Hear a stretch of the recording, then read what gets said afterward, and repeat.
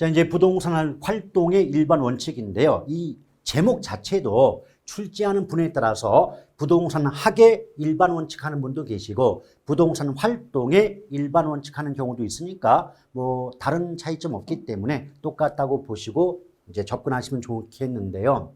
일단 일반 원칙은 크게 네 가지입니다. 능, 안, 경공, 능률성, 안전성, 경제성, 공정성의 원칙 네 가지. 그래서 앞글자 따면 능, 안, 경공 네 가지 원칙이 있다는 거죠. 근데 이 중에서 시험에 나올 만한 건 능률성과 안전성의 원칙 정도만 익혀두시면 되지 않겠나 생각이 듭니다. 기본적으로 우리 아까 왜 전 시간에 부동산학의 정의 배우시고 또 부동산학의 연구 목적을 살펴보실 때 부동산학은 연구 목적 중에 하나가 부동산 활동의 능률화를 추구한다, 도모한다. 여기에 목적이 있다고 들어봤던 기억 나지 않습니까? 바로 이 관점, 즉 부동산학의 연구 목적과 관련해서 중시되는 원칙이 무엇이냐고 물어본다면 능률성의 원칙이라고 답할 수 있는 거죠. 더불어 능률성의 원칙과 안전성의 원칙은 상호 충돌 관계에 있다는 거예요. 상충. 왜 그럴 수밖에 없냐면 이 능률성이란 말을 한마디로 말씀드려 본다면 비용과 시간을 절약하겠다는 말과 연결이 됩니다. 비용과 시간을 절감한다, 절약한다. 그럼 여러분 생각해 보세요. 비용과 시간을 줄이고자 능률성을 강조하다 보면 안전성이 약화될 수밖에 없지 않겠습니까? 맞죠? 또 뒤집어서 안전성을 지나치게 강조하다 보면 시간과 비용이 많이 소요되기 때문에 능률성이 약화된다라고 볼 수가 있겠죠.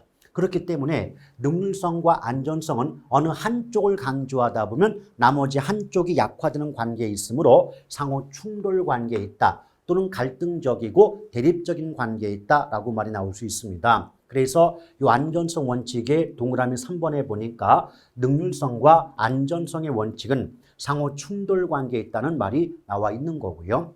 또 두 번째, 그 제목 속에 안전이라는 말이 붙어 있다는 건 그만큼 부동산은 거래 사고가 빈번하게 발생한다는 걸 의미하고 있는 거죠. 우리 땅이 됐건 건물이 됐건 부동산은 자산적 가치가 높은 재화이다 보니까 물건이다 보니까 그만큼 불법적인 편취 사건 등이 많이 발생하고 있다는 겁니다. 그래서 이런 거래 사고와 관련해서 사고가 많다 보니까 안전성이 강조될 수밖에 없지 않겠는가. 그 정도 익혀두시면 되는 거고요. 특히 안전성은 복합 개념으로 접근하기 때문에 법률적 안전성, 경제 및 기술적 안전성을 모두 고려할 필요가 있다는 정도로만 익혀두시면 되겠습니다. 나머지 경제성의 원칙과 공정성의 원칙은 참고 삼아서 가볍게 살펴주고 읽어만 주셔도 충분한 대목이라고 보실 수가 있는 거고요. 자, 그 아래에 보면 중요 기출문제가 있죠. 자, 부동산 활동에 관한 설명 옳은 것을 모두 고른 것 그랬습니다. 일단 기억번, 공중, 지표, 지하를 포함하는 3차원 공간을 대상으로 전개한다. 바로 기억번은 부동산 활동의 속성 중 공간 활동의 속성을 얘기하고 있다라고 보시면 되겠고요. 또 니은번을 보면 사회 공공성 있는 재산을 다루기 때문에 거래 당사자는 윤리적으로 행동할 필요가 없으나 부동산 업자에게는 높은 윤리성이 요구된다. 니은번 틀린 거 보이시죠? 우리 이전에 부동산 활동의 속성을 살펴보면서 윤리성을 접할 때 무엇이라고 언급을 해드렸습니까? 그렇죠. 윤리성은 중개업자뿐 아니라 거래 당사자에게도 윤리성이 요구된다라고 들어봤던 기억 나시죠? 근데 니은번은 거래 당사자는 윤리적으로 행동할 필요가 없다. 즉 거래 당사자에게는 윤리성이 요구되지 않는다는 의미가 되니까 니은번은 틀려요. 그럼 최소한 보기 5개 중에 니은번 들어간 보기는 답일 수가 없기 때문에 1번과 3번은 답에서 제외가 되죠. 그럼 자동적으로 정답이 2번이 되죠. 왜 그럴까요? 분명히 기억번은 공간 활동의 성격과 관련된 표현이기 때문에 맞는 말이거든요. 따라서 이 문제의 정답은 2번인데 과연 그러한가? 나머지 문장도 보도록 하겠습니다. 자, 일반적으로 일반 소비 상품을 대상으로 하는 활동과는 달리 장기적 배려하에 결정되고 실행된다. 맞습니다.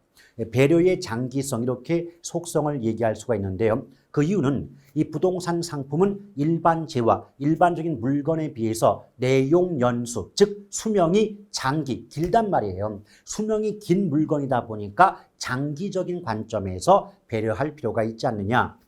그러므로 디귿번은 맞네요. 나머지 볼게요. 리을번, 부동산 활동의 주체가 인간이라는 점에서 대물 활동이 아니라 대인 활동이라 할 수 있으며 체계화된 이론 활동이므로 기술성보다는 과학성이 강조되어야 한다. 리을번이 언뜻 보면 그럴듯합니다. 맞아 보인다는 겁니다.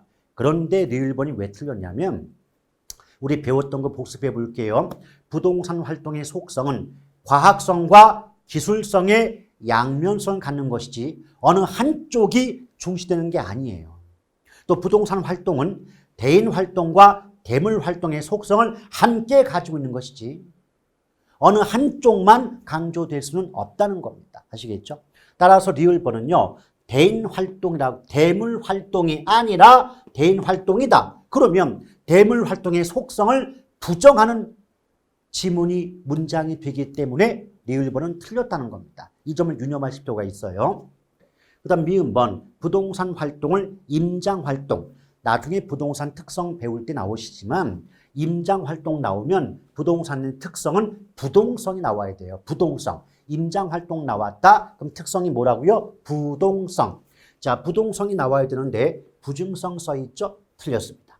따라서 이 문제의 정답은 기역과 디귿이 맞기 때문에 2번에 해당이 되는 거네요. 자, 2번. 자, 부동산 현상 부분은 제가 앞에서도 언급을 했지만 어차피 내용 같은 거 물어보지 않는 대목이다 보니까 그냥 기본서에 나와 있는 내용 예의로서 한번 읽거나 보시고 굳이 공부할 대목은 아니라고 보셔도 무방하십니다. 자, 부동산의 개념과 분류가 나오는데 이 부분에선 반드시 한 문제가 고정적으로 출제가 되고 있다 보니까 내용을 정확히 학습하실 필요가 있는 대목이에요. 강조드립니다. 첫 번째 부동산의 개념 부분은 뭐냐면 어디까지가 부동산이고 무엇을 부동산이라고 하겠는가를 따져보고 그래서 부동산학 연구의 범위를 확정하는 것과 밀접한 관련이 있는 대목이 부동산의 개념 및 분류 파트라고 보시면 되는 거겠죠. 이렇게 그림을 보시면요. 역시 복합 개념 나와 있지 않습니까? 복합 개념.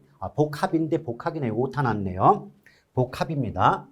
근데 우리 아까 제가 언급을 했지만 복합 개념이 어떤 파트에 나와도 관계없이 법률, 경제, 기술, 법경기 3대 측면을 종합적으로 고려한다라고 말씀드린 바가 있지 않습니까? 그래서 자, 물리적 측면, 물리적 개념이 다른 말로 기술적 개념이죠. 나머지 경제적 개념, 법률적 개념, 법경기 3대 측면이 모두 포함이 되어 있다라고 보시면 되겠고 기술 또는 물리적 개념의 부동산에는 공간, 자연, 위치, 환경, 자연, 환경, 위치, 환경인데 이 공간인데 외우실 때는 공자위환 해갖고 공간, 자연, 위치, 환경으로 외워주시는 게 훨씬 이해하기가 쉽습니다. 그리고 경제적 개념에는 자연, 자본, 생산 요소, 소비재, 상품인데 이 자연도 틀렸네요. 자연이 아니고 자산이거든요. 자산.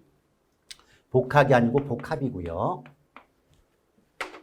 자, 그래서 이제 자산, 자본, 생산 요소, 소비재, 상품 한 글자씩 따면 자자생소품이거든요. 자자생소품 5글자 꼭 기억하시고 얘네들은 경제적 개념의 부동산에 포함이 된다는 정도로만 익혀두시면 어려움이 없을 겁니다. 근데 이 중에서 복합 개념의 부동산 중에서 가장 출제 빈도가 높고 비중이 큰 파트가 바로 법률적 개념의 부동산입니다. 자, 법률적 개념의 부동산은 크게 협의, 좁은 의미의 부동산과 광의, 넓은 의미의 부동산으로 구분이 되고요. 이 넓은 의미의 부동산 속에 준부동산이 포함이 된다. 이런 체계를 먼저 잡아놓고 그 다음에 구체적인 내용 설명으로 들어가 보도록 할게요. 일단 아래쪽으로 내려오시면 지금 기술적 개념, 다른 말로 물리적 개념의 부동산이 나와 있지 않습니까? 맞죠? 그런데 여기서 문제가 나오면 다른 걸 물어보는 게 아니에요. 예컨대 다음 중 기술적 개념의 부동산이 아닌 것을 골라라. 또는 기술적 개념의 부동산인 것을 골라라. 종류 위주로 출제가 된다는 겁니다. 그래서 여기에 보면 뭐 공간이다, 자연이다, 위치다, 환경이다 이렇게 나오지 않습니까? 그러면 공자위환이죠. 앞글자 따면 공간의 공, 자연의 자, 위치의 위, 환경의 환, 앞글자 따시면 공자위환인데 내용을 물어보는 게 아니에요. 내용 물어보는 문제가 아니라 공자위환 아닌 거 골라볼래? 종류를 물어보고 있기 때문에 지금 내용도 별거 없지 않습니까? 맞죠? 그래서 여러분들은 어떻게만 기억한다. 공간, 자연, 위치, 환경 네 가지는 복합 개념 중 기술적 개념 또는 물리적 개념의 부동산에 포함이 된다, 속한다. 종류만 기억하시면 충분합니다. 절대 내용 물어보지 않고요. 기본서임에도 불구하고 내용도 별로 없지 않습니까? 이유가 뭘까요? 어차피 안 물어본다는 거죠. 아시겠죠? 또 이제 두 번째 보면 경제적 개념의 부동산 나오는데 이 경제적 개념의 부동산도요. 마찬가지로 여러분. 여기 보면 가로 1번에 자산, 자본, 생산 요소, 소비재, 상품 나와 있지 않습니까? 맞죠? 이것도 마찬가지. 방금 전에 기술적 개념의 부동산도 내용 물어보지 않고 종류 물어본다 그랬죠. 경제적 개념의 부동산도 역시 내용을 물어보는 게 아니라 뭘 물어본다? 그렇습니다. 바로 종류를 물어보는 거죠. 그래서 역시 앞글자 따면 자자생소품이 되죠. 자산, 자본, 생산 요소, 소비재, 상품, 자자생소품 다섯 글자만 기억해 두셔도 큰 어려움 없이 정답을 구하실 수가 있어요. 여러분 아시겠지만 저의 강의 스타일 역시도 암기법을 그리 좋아하는 스타일이 아닙니다. 암기법을 좋아하지 않음에도 불구하고 왜 공자위환, 자자생소품 이렇게 외우시면 됩니다. 라고 하는 이유가 뭘까요? 그렇게밖에 안 나오니까. 내용 자체를 물어보질 않는데 굳이 물어보지 않는 걸 굳이 따라가면서 배울 필요가, 학습할 필요가 없지 않겠냐? 이 말씀입니다. 아시겠죠? 그런데 이 중에서 만약 하나가 나온다고 한다면 지금 부동산은 소비재의 성격도 있고 또 생산재 또는 투자재의 성격도 있거든요. 근데 과거 기출문제에서 보면 부동산은 뭐 소비재로서의 성격은 없다. 뭐 이렇게 말을 바꿔서 틀리게 만든 경우가 종종 있었다는 겁니다. 아시겠죠? 따라서 부동산은 투자의 대상, 투자재의 성격도 있지만 소비의 대상, 소비재의 성격도 함께 가지고 있다. 이 정도만 좀 가볍게 알아두시고 나머지는 굳이 읽을 것조차 없는 대목이라고 보시면 돼요. 따라서 가장 중요한 부분은 바로 법률적 개념의 부동산인 거죠. 자, 법률적 개념의 부동산이 가장 출제 빈도가 높은 부분인데 일단 종류부터 볼게요. 가로 1번에 협의의 부동산 나와 있죠. 여러분 생각해 보세요. 협의, 이 말은 우리말로 바꾸면 좁은 의미의 부동산이 되거든요. 그럼 예측해 볼 때 좁은 의미의 부동산, 좁은 의미가 있다면 당연히 넓은 의미의 부동산도 있지 않겠습니까? 그 넓은 의미의 부동산을 광의의 부동산 이렇게 제목을 붙일 수가 있는 거죠. 따라서 내용을 살펴보기에 앞서서 이 문장 속에서, 지문 속에서 협의의 부동산, 광의의 부동산 또는 좁은 의미의 부동산, 넓은 의미의 부동산 이런 단어 표현이 들어가 있다면 무조건 이 문장은 복합 개념의 부동산 중 법률적 개념의 부동산을 의미한다라고 보시고 문제풀이에 들어가시면 되는 겁니다. 아시겠죠? 일단 협의의 부동산은 민법상 부동산이거든요. 그래서 민법 제99조 1항에 토지 및 그 정착물은 부동산이라는 법의 규정이 있습니다. 따라서 출제자가 협의의 부동산, 민법상 부동산, 토지 및 정착물 어떤 말을 쓰더라도 모두 같은 뜻으로 보시고 문제를 풀어내시면 되는 거예요. 여기서 보면 토지 소유권의 범위가 나왔는데 민법 제212조의 조항을 보면 토지의 소유권은 정당한 이익이 있는 범위 내에서 토지의 상하에 미친다는 규정이 있다는 거예요. 그런데 이 조문을 잘 해석해 본다면 첫째, 토지 소유권은 정당한 이익이 있는 범위 내에서만 인정이 되는 권리이다 보니까 어떠하다? 제한적 권리라는 의미를 담고 있죠. 무제한적 권리가 아니라 정당한 이익이 있는 범위 내에서만 인정되기 때문에 일정 범위 내에서만 인정되니까 제한적 권리다. 절대로 무제한적 권리가 아니다. 이 점을 한 가지 염두에 두실 필요가 있는 것이고, 두 번째는요. 토지의 상하에 미친다. 상하에 미친다. 그 말은 지표 공간뿐 아니라 상부 공간과 하부 공간까지도 토지 소유권의 효력이 미친다. 이런 의미를 담고 있다는 겁니다. 근데 이 부분은요. 잠시 뒤에 부동산의 어떤 속성 부분에서 공간 의료수의 부동산이라는 부분이 있거든요. 그 부분 설명해 가면서 묶어서 함께 설명해 드릴 테니까 일단은 이렇게 좀 듣고 기억하시면 되겠습니다. 그 다음에 나머지 넘겨보신다면 이런 부분들이 모두 나중에 이제 공간 의료수의 부동산에 다 나오는 대목들이니까요. 그때 가서 얘기를 드려보도록 할게요. 늦지 않습니다. 걱정하지 마시고요. 자, 아래에 보면 이제 정착물 나와 있죠. 그럼 정착물의 뜻이 뭔가 봤더니 정착물이란 토지 등의 토지의 부가가치를 더한 영구적인 계량물을 말한다. 이런 말 들어가 있는데 이 말을 다르게 바꾸면 정착물이란 토지 등에 부착되어 항구적으로 또 지속적으로 사용됨이 사회 경제적으로 타당하다고 인정되는 물건을 말한다라고 등장할 수가 있다는 겁니다. 그러면 결국은 문장이 있지만 실제 기출문제에서는 어떻게 나오냐면 정착물이란 토지 등에 부착되어 항구적으로, 이때 항구적 이 말 대신에 지속적 또는 계속적 이렇게 말을 바꿔도 상관이 없어요. 그러니까 항구적으로 사용됨이 사회경제적으로 타당하다고 인정되는 물건을 말한다. 보통 이렇게 출제가 되고 있다는 겁니다. 그러면 비슷비슷한 문장 표현이지만 가장 중요한 건 바로 항구적, 즉 지속적인 부착 상태에 있을 때 정착물이다라고 볼 수가 있는 거예요. 그래서 만약에 토지나 건물에 붙어 있다 할지라도 지속적이지 않다, 즉 임시적이거나 일시적인 부착물은 정착물로 보지 않아요. 임시적이거나 일시적 부착물은 정착물이 아닌 거죠. 근데 정착물이 아니다. 이 말은 결국 부동산이 아니라는 뜻이고 부동산이 아니니까 결국은 동산이다라는 말과 같은 의미가 되는 겁니다. 아시겠죠? 그래서 어떤 물건이 정착물인지 아닌지 구분할 때 가장 중요한 기준점은 바로 뭐다? 부착 상태가 지속되느냐. 자, 지속성, 즉 계속성이 가장 큰 기준이다라고 보시면 되겠습니다. 그러므로 임시적이거나 일시적인 부착물은 정착물로 보지 않아요. 여기에 가장 대표가 가식 중의 수목. 자, 가식 중의 수목이라든지 판잣집, 비닐하우스, 또 공중전화 박스. 박스 하기도 좋고요.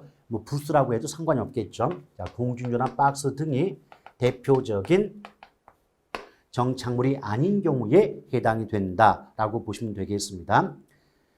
최근 그 33회 작년 기출문제에서도 다음 중 정착물이 아닌 걸 골라라 해가지고 가식 중에 수목이 답이었던 문제도 최근에 등장한 바가 있다는 겁니다. 아시겠죠? 종류 같은 경우는 자꾸 반복해서 보시면서 외워두시면 되는 거니까 그리 어렵지 않은 내용들이죠. 그런데 이 정착물의 경우에는 크게 독립정착물과 종속정착물로 구분이 될 수가 있다는 거예요. 근데 독립정착물을 의미할 때는 대표적인 표현이 독립이죠.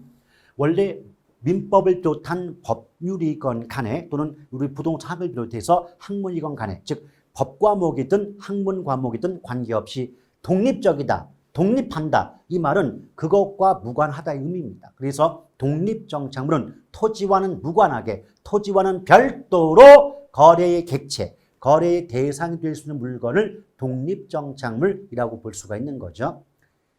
자, 그래서 토지로부터 독립한다는 건 토지와 무관하게 거래될 수 있는 물건을 우린 뭐라 그래요? 독립정착물이다라고 보시면 되는 겁니다. 아시겠죠? 그래서 독립정착물의 가장 대표가 바로 건물이죠. 건물. 또 명인 방법을 갖춘 수목이라든지 소유권 보존 등기된 임목이라든지 이런 것들이 모두 독립정착물에 해당이 된다라고 보시면 됩니다. 여기에 보니까 명인 방법에 의한 수목 나오죠. 그 다음에 농작물은 토지와는 독립된 거래 객체, 독립된 토지와는 별도로 사고 파는 거래의 대상이 된다. 그러면 독립정착물에 해당이 된다라고 보시면 됩니다. 자, 그 다음에 이 알파벳 B번을 보면 임목도 독립된 거래 객체가 되니까 임목 역시도 독립정착물에 해당이 된다는 점을 외워두시면 되는 거예요. 그러니까 어차피 독립정착물은 뜻을 기억하시고 나머지는 종류, 포함되는 종류 몇 가지만 외워만 두셔도 어렵지 않게 정답을 구하실 수가 있는 대목이죠. 근데 독립정착물이 있다면 종속정착물이 있어요. 근데 이것도 마찬가지죠. 포인트가 어디에 있어요? 종속이죠. 종속이라고 하는 건 독립적이지 못하다 보니까 내가 땅의 일부가 된 물건입니다. 그래서 토지의 일부가 된 물건이라고 적혀 있죠. 그러니까 첫 번째 독립정착물과 종속정착물을 구분하는 기준은 문장 표현상 독립이란 말이 나오면 그러니까 토지와는 독립 이렇게 말이 나오면 독립정착물이 되는 것이고 토지의 일부라고 나오면 종속정착물을 의미한다라고 보시고 문제 접근하시면 되는 겁니다. 아시겠죠? 그런데 이때는 이 정착물 자체가 땅의 일부가 됐단 말이에요. 그럼 여러분 생각해 보세요.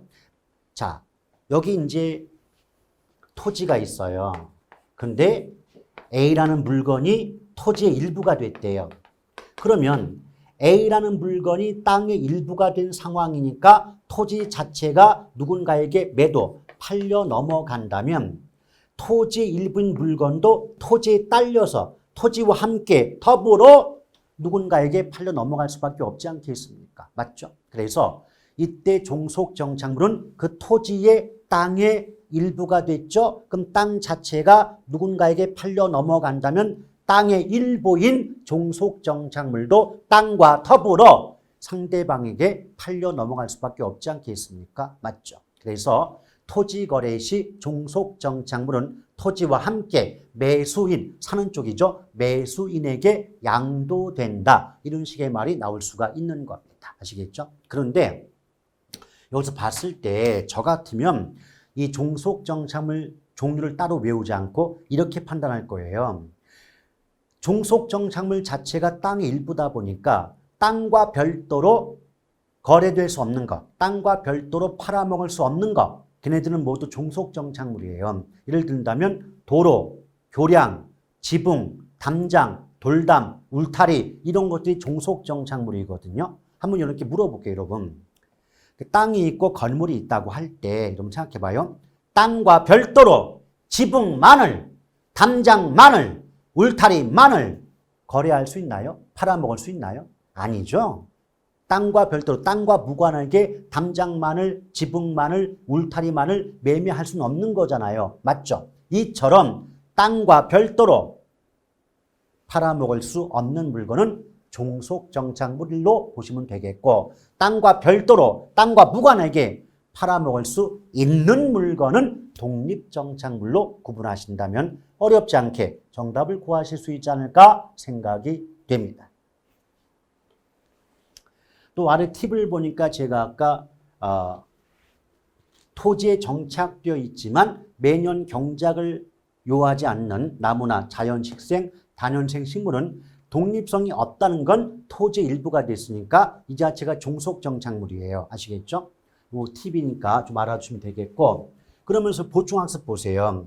여기 제가 칠판에 써놓은 것처럼 가식 중에 수목, 비닐하우스, 판잣집, 공중전화 박스 등은 정착물이 아니다. 정착물이 아니니까 부동산이 아니기 때문에 동산으로 취급한다 라고 적혀 있지 않습니까? 그렇죠?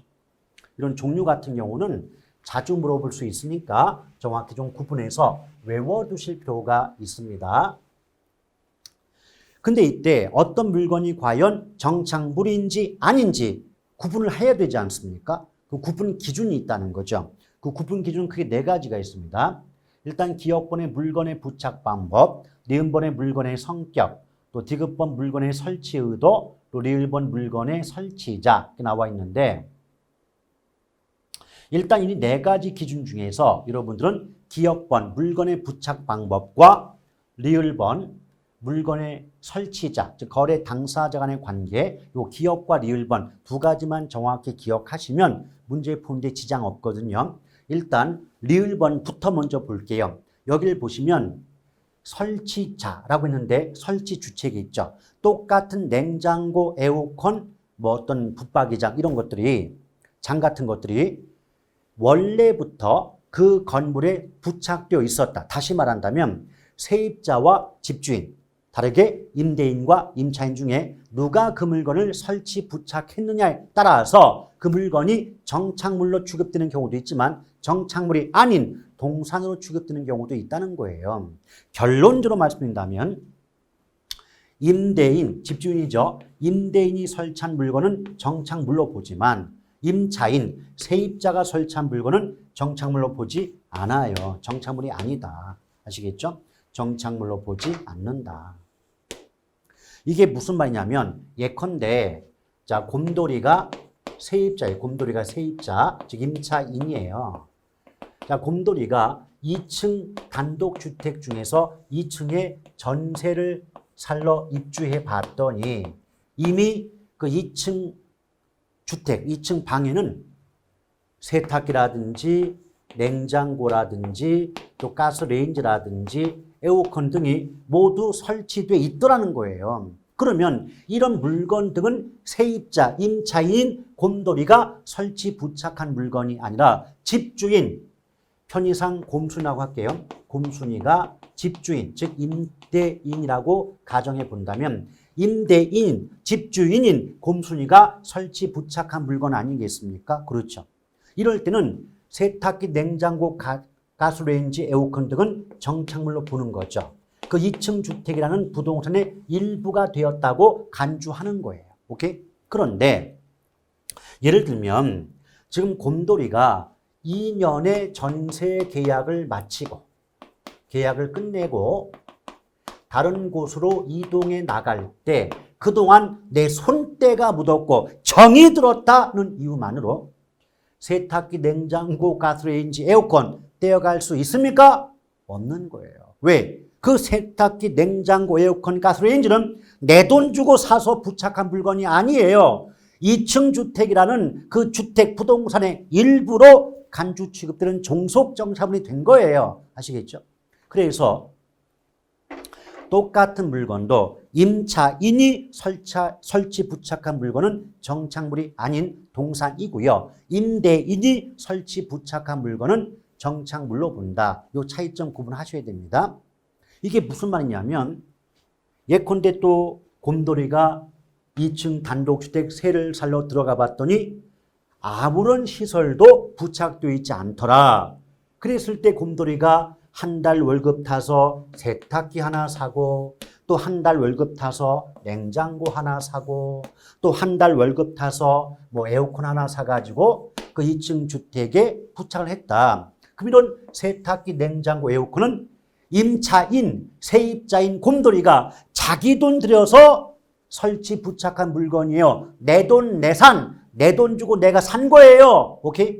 그렇다면 역시 그 곰돌이 임차인이 2년의 전세 계약을 마치고 다른 곳 이동해 나갈 때, 이사해 나갈 때 자기가 설치 부착한 에어컨, 가스레인지, 냉장고, 세탁기는 내 돈 주고 산 것이기 때문에 내가 이사해 나갈 때 갖고 갈 수가 있는 거죠. 오케이? 그래서 이렇게 보시면 돼요.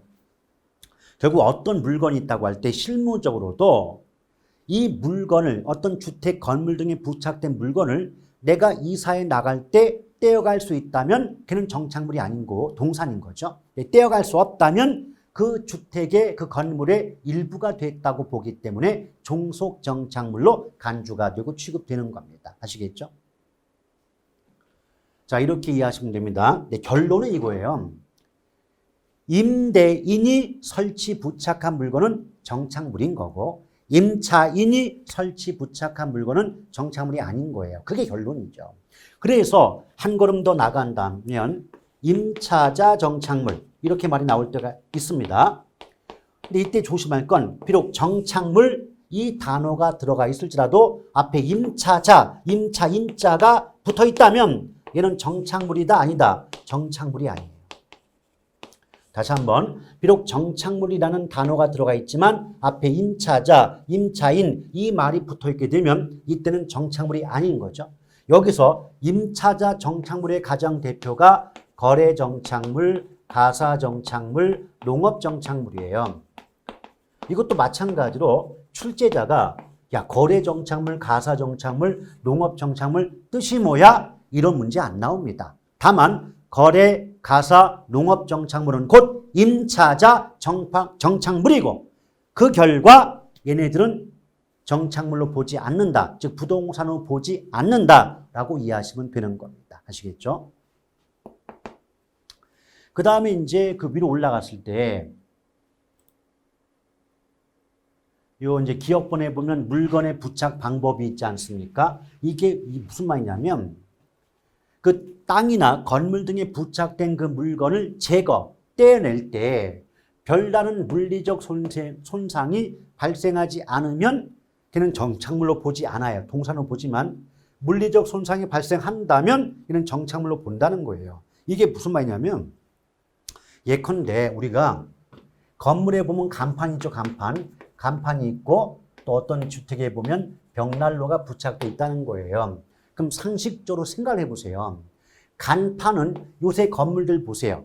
간판을 곧바로 건물의 외벽에 뭐 드릴 뚫고 이렇게 부착하는 게 아니라 간판만을 붙이는 공간이 따로 존재하고 있다는 거 알고 계시지 않습니까? 맞죠?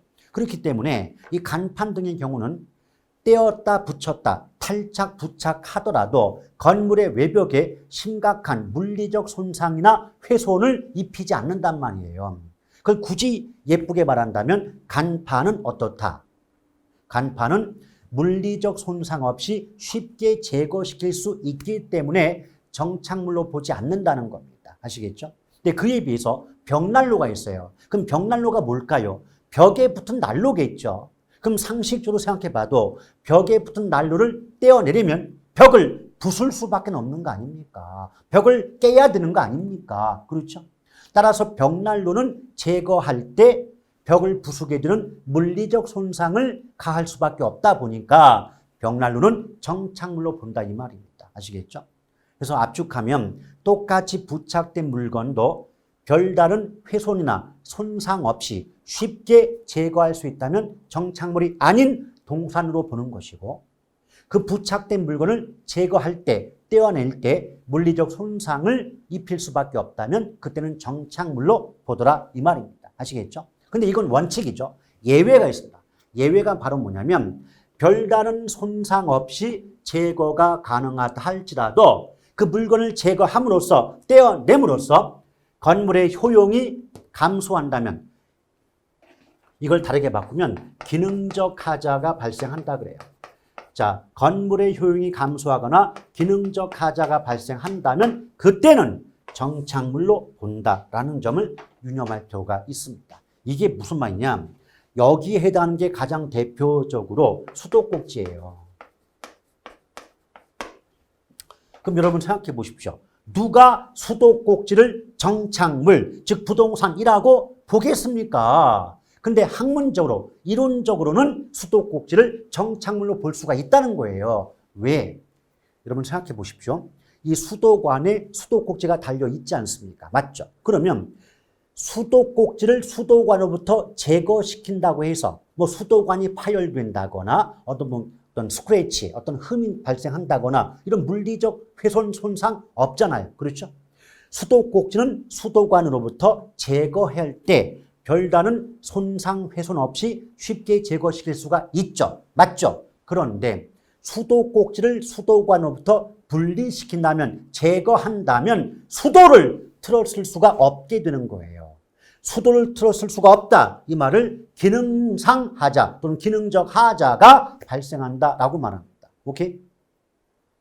바로 이런 관점에서 이론적, 학문적으로 수도꼭지는 부동산 정착물로 볼 수가 있다. 이렇게 말이 나오는 거죠. 아시겠죠? 그런데 결론은 뭐냐? 원칙과 예외다. 물건의 부착 방법, 원칙. 부착된 물건을 별다른 훼손, 손상 없이 쉽게 제거시킬 수 있다면 원칙적으로 정착물이 아니다. 즉 동산이다. 뒤집어서 그 부착된 물건을 제거할 때, 떼어낼 때 물리적 훼손과 손상을 동반할 수밖에 없다면 그때는 정착물로 본다. 이게 원칙이에요. 근데 예외가 뭐라고요? 물리적인 손상이나 훼손 없이 쉽게 제거시킬 수 있다 할지라도 그 물건을 제거함으로써 부착된 물건을 떼어냄으로써 건물의 효용이 감소한다거나 기능상 하자가 발생하게 된다면 그때는 정착물로 본다. 이게 압축입니다. 아시겠죠? 나머지 물건의 성격이라든지 또는 설치 의도 같은 경우는 참고 삼아 가볍게 읽어만 주셔도 충분한 대비가 가능하지 않겠나 생각이 돼요.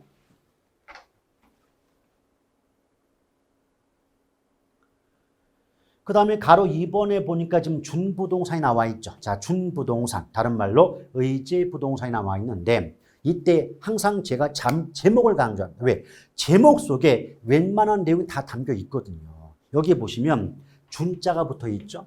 또 의제라는 말이 붙어 있어요. 의제. 근데 이 준이라는 글자, 의제라는 글자의 의미가 뭐냐면 원래는 그것이 아니지만 그런 것처럼 취급해 줄 때, 그런 것처럼 간주해 줄 때 준이나 의제란 말을 붙여요.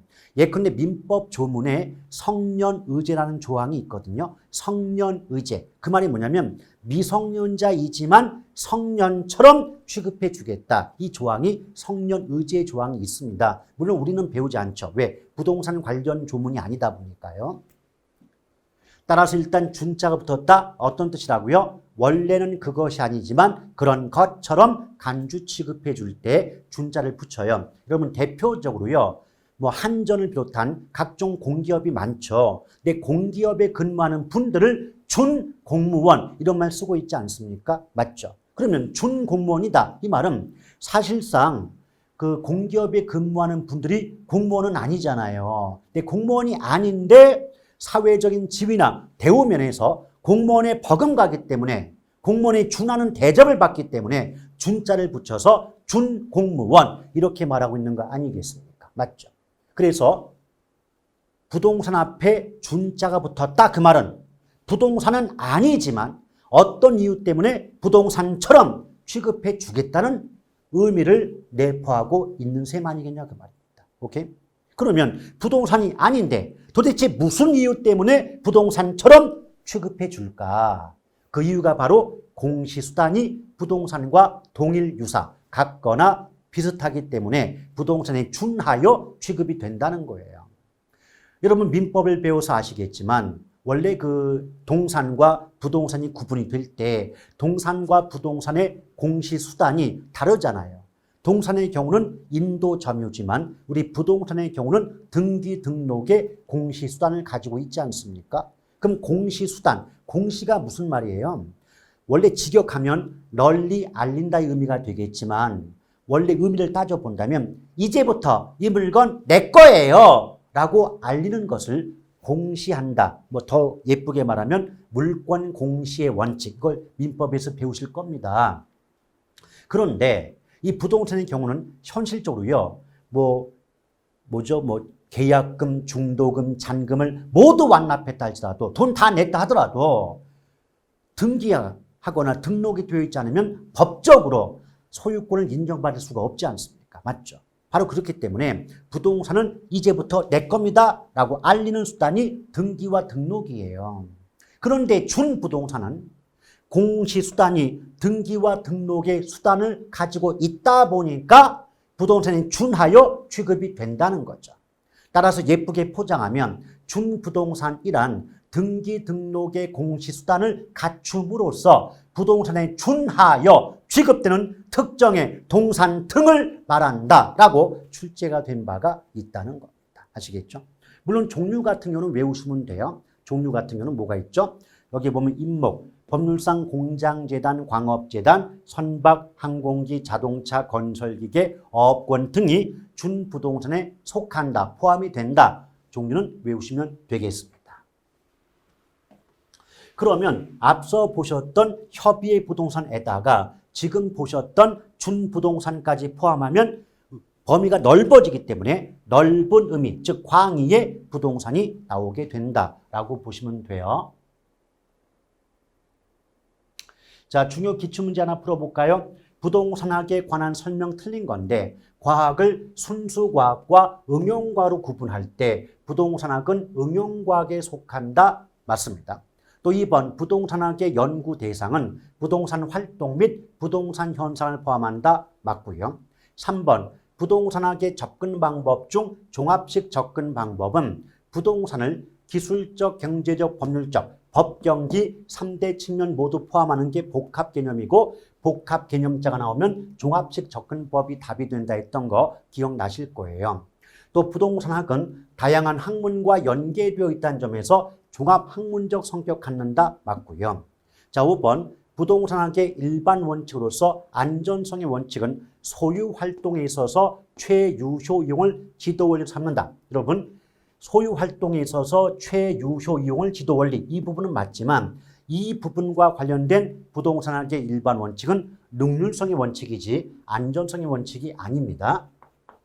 그래서 이 문제의 정답은 5번에 해당이 되겠군요. 자, 여기까지 보시고 다음 부분부터는 다음 시간으로 이어가도록 하겠습니다.